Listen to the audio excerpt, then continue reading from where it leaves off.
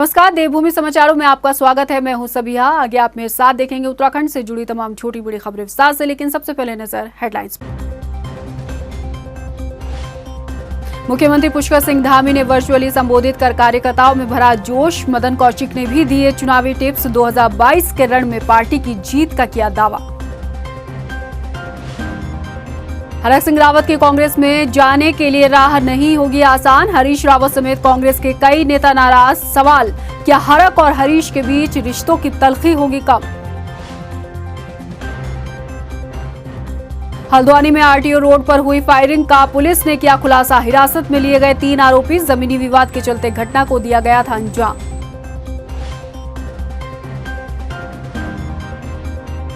और प्रदेश भर में मौसम फिर बदलेगा करवट। मौसम विभाग ने बारिश और बर्फबारी का जताया पूर्वानुमान। तापमान में गिरावट आने से अभी और सताएगी ठंड। हेडलाइंस के बाद बुलेटिन की शुरुआत करेंगे बड़ी खबर के साथ। उत्तराखंड की आज की बड़ी खबर आपको बता दें कि बीजेपी से निकाले गए हरक सिंह रावत असल में बुरे फंस गए हैं और कांग्रेस में उनके शामिल होने की जो चर्चाएं हैं, अटकलें हैं, उनका बाजार गर्म है। लेकिन खबरें ये निकल के आ रही हैं कि हरीश रावत समेत तमाम नेता जो हैं वो हरक के घर वापसी से नाराज हैं।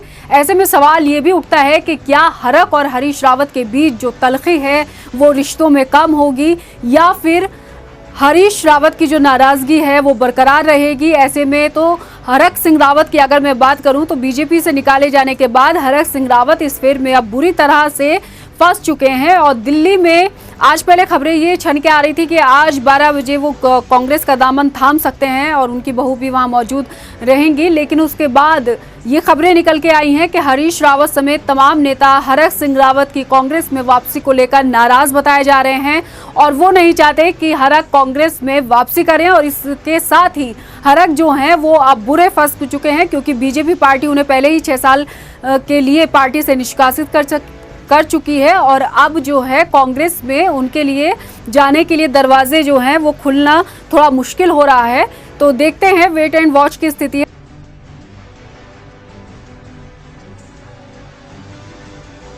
है। लेकिन तमाम जानकारी के साथ हमारे साथ फोन लाइन पर हमारे ब्यूरो चीफ आशीष तिवारी जुड़ चुके हैं। आशीष, हरक सिंह रावत की कांग्रेस में शामिल होने की जो राह है वो आसान होती नहीं दिख रही है। आपके पास क्या कुछ अपडेट है? बिल्कुल, देखिए, हरक सिंह रावत की राह बिल्कुल भी नहीं है कांग्रेस में वापसी की।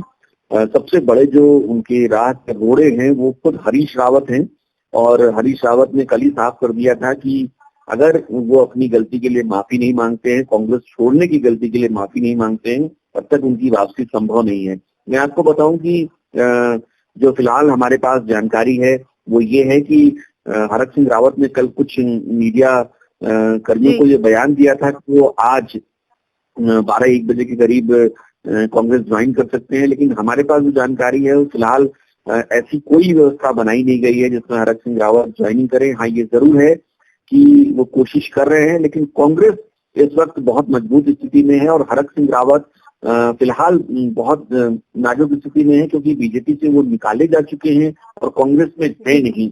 तो उनको भी कोई ठौर चाहिए, कोई राजनीतिक ठिकाना चाहिए ताकि वो अपनी राजनीति को आगे बढ़ा सकें। खास तौर पे जो उनकी बहू को लेकर बातें कही जा रही हैं कि वो अनुकृति गोसाई के लिए टिकट मांग रहे हैं, तो टिकट उन्हें बीजेपी तो देगी नहीं, कांग्रेस से ही उनको एक उम्मीद है और कांग्रेस ने फिलहाल दोनों को अपने पाले में लिया नहीं है।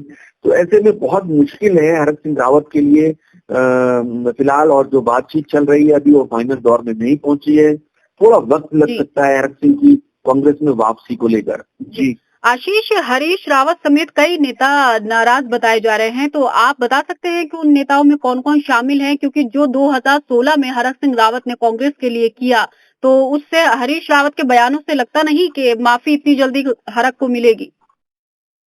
बिल्कुल, देखिए, ये हरक सिंह रावत ने जो कुछ भी किया था वो सीधा हमला हरीश रावत पे था। हरीश रावत के राजनीतिक कैरियर के लिए बहुत बड़ा दब्बा था। वो आज भी उस कलंक को का जिक्र करते हैं, बार बार कहते हैं कि जिस तरीके से, और उसके बाद उन्होंने बहुत ही मानसिक दबाव झेला था। हालांकि बाद में वो सरकार बनाने में कामयाब जरूर हो गए थे, लेकिन उनको बहुत ही मुश्किलों के भरे हालात को देखना पड़ा था।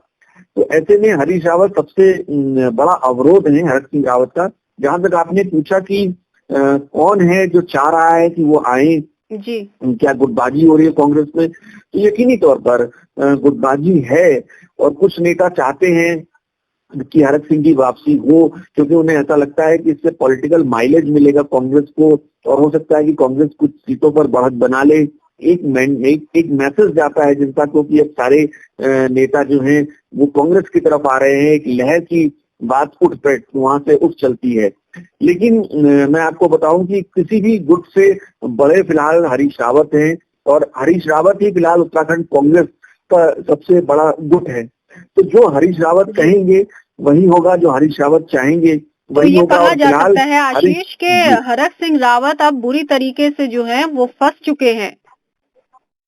बिल्कुल पूरी तरीके से वो फंस चुके हैं। उनके पास अब मोलभाव करने की स्थिति में वो नहीं रह गए हैं। वो ये कहने की स्थिति में नहीं रह गए हैं कि आप मुझे 2 सीटें दीजिए, मुझे 3 सीटें दीजिए तब मैं आऊंगा। अब उनके पास कोई विकल्प नहीं बचा है। वो कल भी जब वो उनकी खबरें आई थी, जब परसों रात में उनको निकाला गया, कल उन्होंने जो बयान दिए थे उन्होंने ये कहा कि मैं कांग्रेस ज्वाइन करूंगा या फिर लोगों की सेवा करूंगा। ये बात खुद हरक सिंह रावत भी समझ चुके हैं कि हो सकता है कि कांग्रेस उनको न ले, या ले तो बहुत ही प्रभावशाली तरीके से उनको न रखा जाए। तो वो खुद समझ चुके हैं और जो फिलहाल के हालात हैं उसमें जो समीकरण बन रहे हैं, कोई बड़ी बात नहीं है कि हरक सिंह रावत को सक्रिय रूप से कांग्रेस अपने साथ न रखे। आशीष, तमाम जानकारी देने के लिए आपका बहुत बहुत शुक्रिया। तो फिलहाल वेट एंड वॉच की स्थिति है, खबरों में बढ़ेंगे आगे। बीजेपी से निकाले गए हरक सिंह रावत का अगला ठिकाना कांग्रेस ही होगा, ये तो तय है। लेकिन इस बात को भी नहीं नकारा जा सकता कि उनकी कांग्रेस में राह इतनी आसान नहीं होगी। आखिर क्यों, देखिए हमारी इस रिपोर्ट में। बीजेपी से निष्कासित पूर्व कैबिनेट मंत्री हरक सिंह रावत को पार्टी ने 6 साल के लिए बाहर का रास्ता दिखा दिया है और हरक सिंह रावत का अगला ठिकाना कांग्रेस के अलावा और कोई सा नहीं।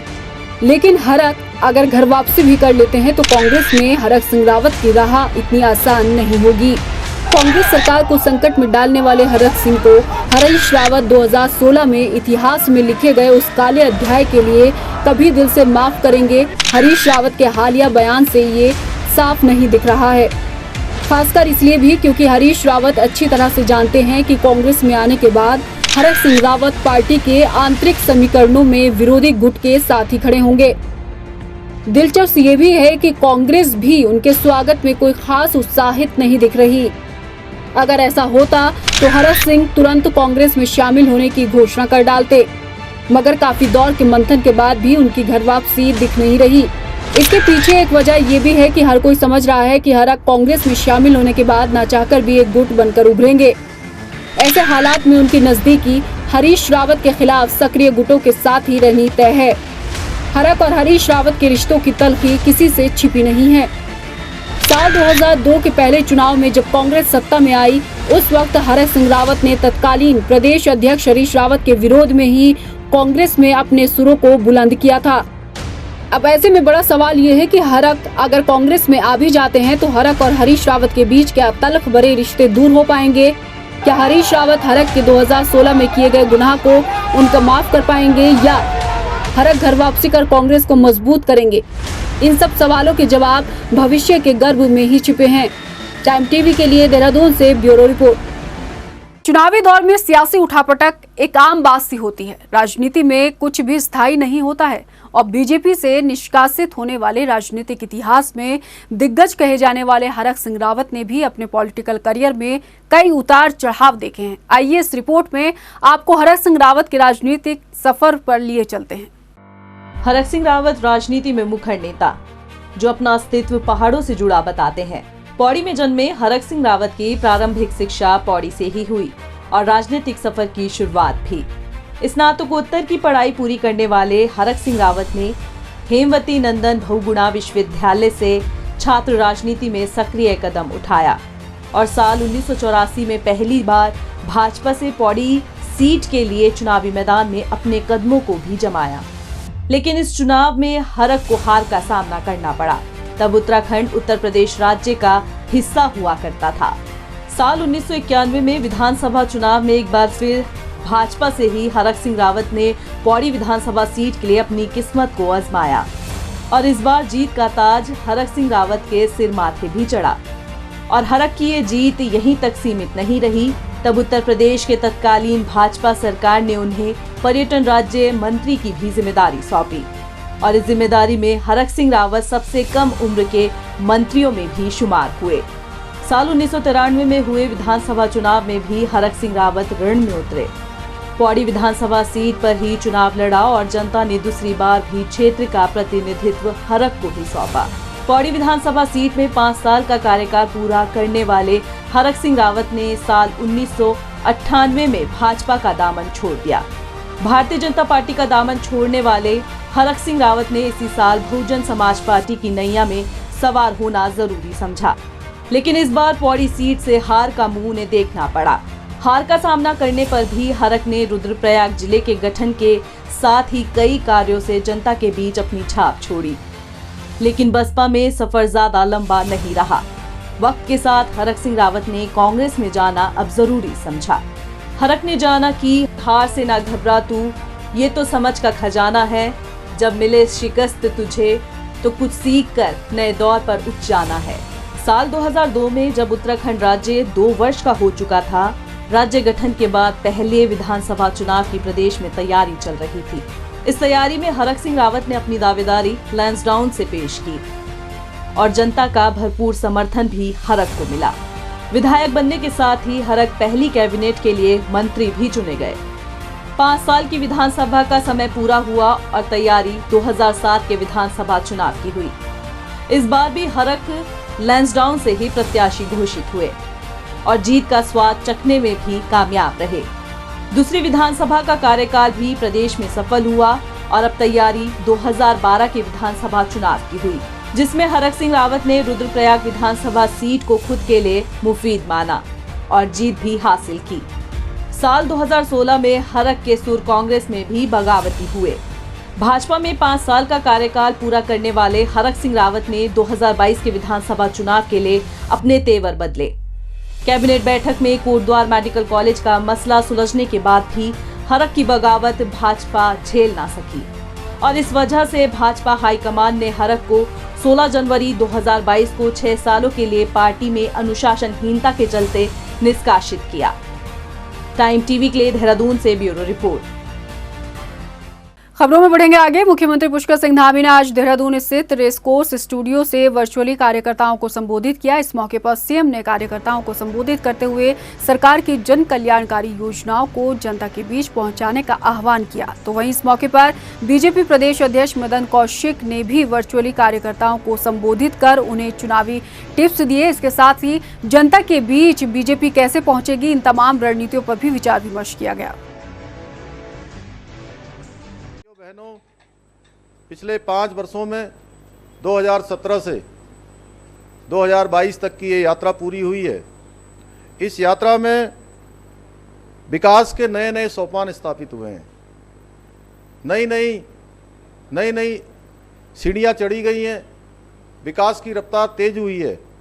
पिछले अगर 5 सालों की हम बात करें तो उत्तराखंड के अंदर 1.5 लाख करोड़ से भी ज़्यादा की योजनाओं की स्वीकृति प्राप्त हुई है और ये योजनाएं इसलिए स्वीकृत हुई हैं, ये योजनाएं इसलिए धरातल पर उतरी हैं क्योंकि आप लोगों ने 2014 में देश के अंदर एक ऐसी सरकार बनाई जिस सरकार ने लगातार विकास के कदम बढ़ाने का काम किया है। आपने 2014 में देश के प्रधानमंत्री के रूप में नरेंद्र मोदी जी को चुना है। 2017 में आपने यहाँ पर प्रचंड बहुमत की भारतीय जनता पार्टी की सरकार बनाई है। 2019 में आपने पुनः देश का प्रधानमंत्री नरेंद्र मोदी जी को बनाने के लिए फिर से यहाँ से आपने अपना आशीर्वाद दिया है। भाइयों बहनों, उसका नतीजा है कि पिछले 7 वर्षों में उत्तराखंड के अंदर लगातार इतने सारे काम हुए हैं।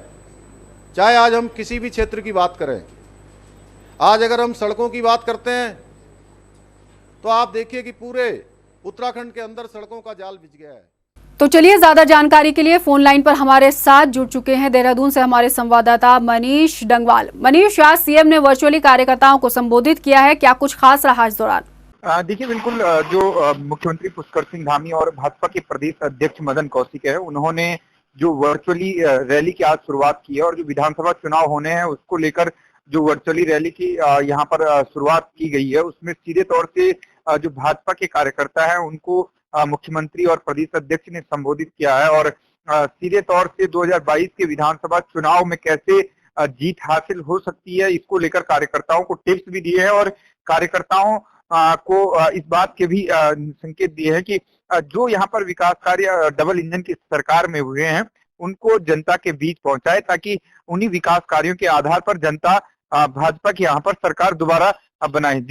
जी मनीष, इसमें कोई दो राय नहीं है कि देश भर के साथ कोरोना के मामले उत्तराखंड में भी बढ़ रहे हैं और वर्चुअली चुनाव प्रचार कर रहे हैं, लेकिन मैं पहाड़ों की बात करूं अन्य इलाकों की, तो वहां वर्चुअली माध्यम से बीजेपी कैसे जोड़ेगी, जनता से कैसे जुड़ेगी? देखिए भाजपा जो है वो वर्चुअल तैयार की है। जो जब से कोविड की पहली लहर आई है, भाजपा ने 2022 के विधानसभा चुनाव की बात करें तो पहले से ही वर्चुअल रैलियां हो या कार्यकर्ताओं से वर्चुअल संवाद हो वो स्थापित यहाँ पर किया है। तो ज्यादा यहाँ पर मुश्किलें यहाँ पर पार्टी को हो नहीं रही है। हाँ जरूर नेटवर्क इशू अगर किन्हीं क्षेत्रों में होता है तो वो एक दिक्कत हो सकती है, लेकिन उसके बावजूद भी जो संबोधन होता है वो सीधे तौर से उसको शेयर किया जाता है सोशल मीडिया के माध्यम से, जिसके बाद कार्यकर्ता उसे फिर से सुन सकते हैं, यानी कि कार्यकर्ताओं तक अपनी बात पहुंचा सकते हैं। ये सीधे तौर से भाजपा का कहना और मुख्यमंत्री पुष्कर सिंह धामी का भी यही कहना था कि जब वर्चुअल संवाद चल रहा था, वर्चुअल रैली चल रही थी तो 20,000 लोग जो थे वो उन्हें सुन रहे थे। तो कुल मिलाकर देखें तो एक चुनौती जरूर ये कोविड के दौरान यहाँ पर प्रचार प्रसार को लेकर सभी राजनीतिक दलों के लिए, लेकिन भाजपा ने जिस तरीके से प्लान तैयार किया है वो सभी राजनीतिक दलों से यहाँ पर आगे वर्चुअल प्रचार प्रसार में भी दिख रही है। जी वर्चुअली संबोधन में सीएम के अलावा मदन कौशिक भी मौजूद रहे, कार्यकर्ताओं को चुनावी टिप्स भी दिए गए हैं। तो हम जानना चाहेंगे, दर्शकों को बताना चाहेंगे कि क्या कुछ चुनावी टिप्स बीजेपी ने अपने कार्यकर्ताओं को दिए हैं? देखिए कार्यकर्ताओं से सीधे तौर से यहाँ पर जो संवाद यहाँ पर प्रदेश अध्यक्ष ने भी किया है, उन्होंने सीधे तौर से कार्यकर्ताओं को यहाँ पर जो कांग्रेस की नीतियां हैं, जो रीतियां कांग्रेस की हैं, उनके खिलाफ यहाँ पर रहने के निर्देश दिए हैं और घर घर जाकर जो यहाँ पर प्रदेश सरकार के नेतृत्व में जो काम हुए हैं उन कामों को जनता के बीच पहुंचाने का यहाँ पर निर्देश दिए हैं, ताकि जो आम जनता है वो फर्क महसूस करे। जो पिछले 5 साल जो यहाँ पर जो कांग्रेस की सरकार थी और जो वर्तमान में यहाँ पर सरकार भाजपा की है, उनके कार्यों को तुलना करने के निर्देश यहाँ पर कार्यकर्ताओं को मिले हैं कि उनका यहाँ पर तुलना किया जाए और फिर विकास के पैमाने को यहाँ पर खरा उतारा जाए कि किसने ज्यादा विकास किया है। तो विकास के नाम पर यहाँ पर वो भाजपा जो है वोट मांगने की यहाँ पर बात कर रही है। और खास बात ये कि जो केंद्र सरकार के द्वारा जो काम कराए गए हैं, मुख्यमंत्री पुष्कर सिंह धामी ने अपने जो उनका उद्बोधन था, उन्होंने भी जो केंद्र सरकार के द्वारा जो काम किए गए हैं उनको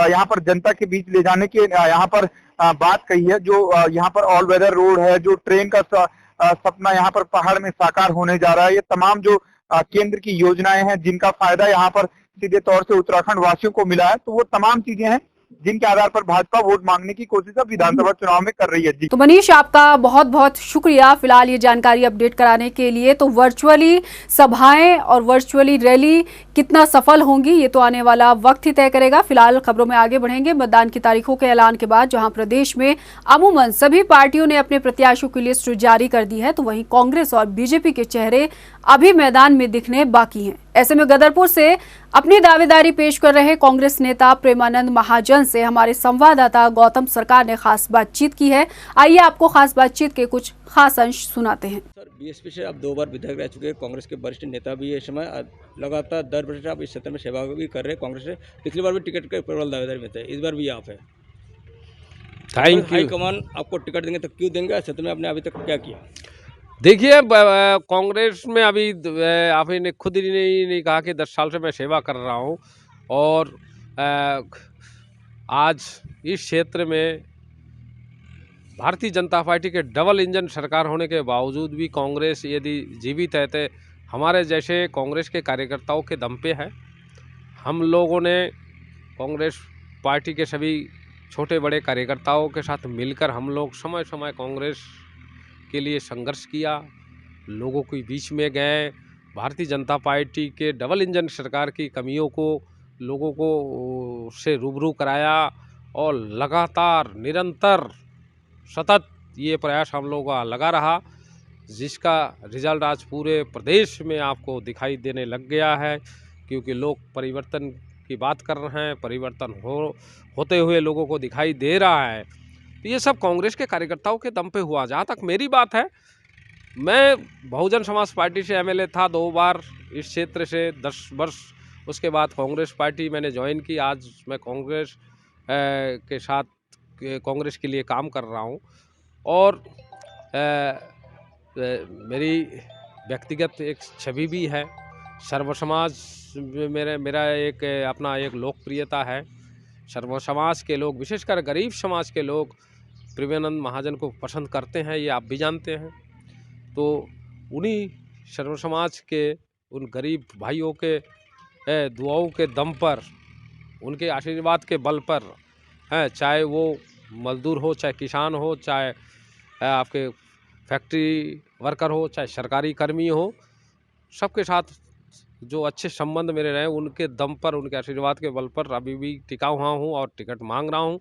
यदि कांग्रेस पार्टी मुझे 65 गदरपुर से अपना चेहरा घोषित करती है तो निश्चित रूप से कांग्रेस पार्टी को गदरपुर विधानसभा से एक बहुत बड़ा लाभ होगा, जो अभी तक कांग्रेस पार्टी को नहीं मिला। ये सीट उनको मिलेगा। यदि 1% में अगर टिकट ना मिले, उसमें महाजन क्या ऑप्शन करेंगे? देखिए, मैं अभी कांग्रेस पार्टी के प्रबल दावेदार हूँ, आपने खुद ही माना। और इस समय हमारे दिल्ली में हमारे नाम पे विचार चल रहा है।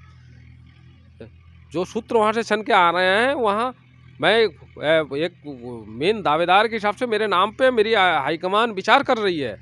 तो इस समय यदि आप ये प्रश्न करोगे आप नहीं मिलेगा तो क्या करोगे, ये तो वो बात की बात है। जहाँ तक मैं कांग्रेस के साथ लगातार 10 साल से हूँ, यदि मुझे कोई गड़बड़ करना होता तो पिछले बार भी तो मेरा टिकट कटा।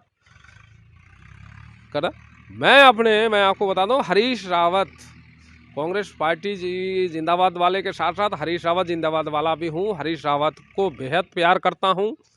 हरीश रावत के लिए कांग्रेस में हूँ और हरीश रावत जब तक मुझे लात नहीं मारेंगे, मुझे यहाँ से आउट नहीं करेंगे, तब तक प्रेमानंद महाजन कांग्रेस में रहेगा। प्रदेश में विधानसभा चुनाव नजदीक है। ऐसे में जनता की प्रत्याशियों से कई उम्मीदें हैं जो पिछले उम्मीदवारों ने पूरी नहीं की, और यही कारण है कि रुड़की में पिरान कलियर विधानसभा में क्षेत्र की जनता विकास कार्य न होने पर कांग्रेस विधायक हाजी फुरकान अहमद से खासा नाराज नजर आ रही है। जनता का आरोप है कि विधायक ने उनके हित में काम नहीं किए।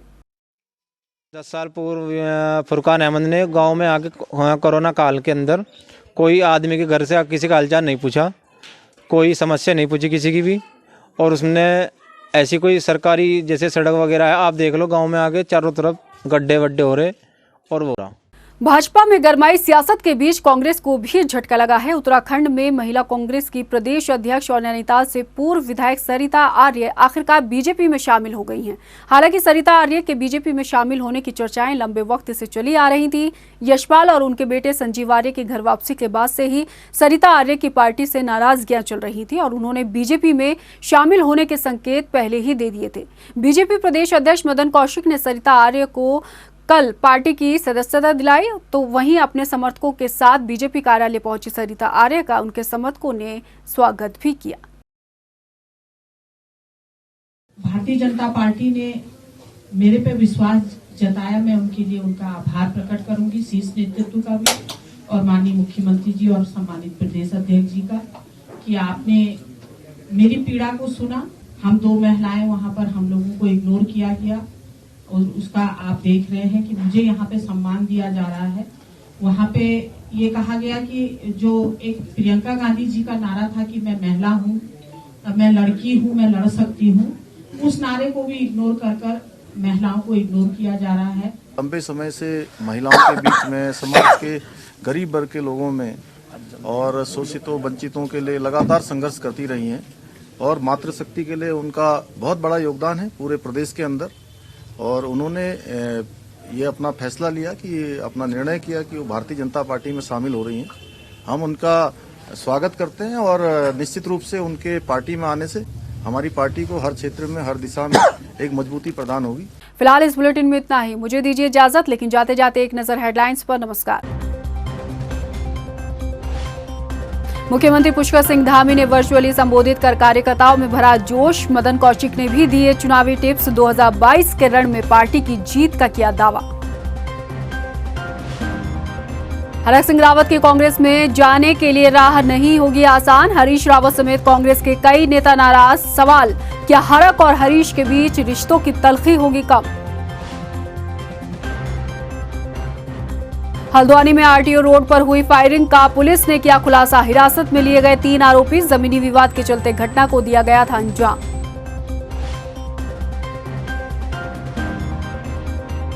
और प्रदेश भर में मौसम फिर बदलेगा करवट। मौसम विभाग ने बारिश और बर्फबारी का जताया पूर्वानुमान। तापमान में गिरावट आने से अभी और सताएगी ठंड।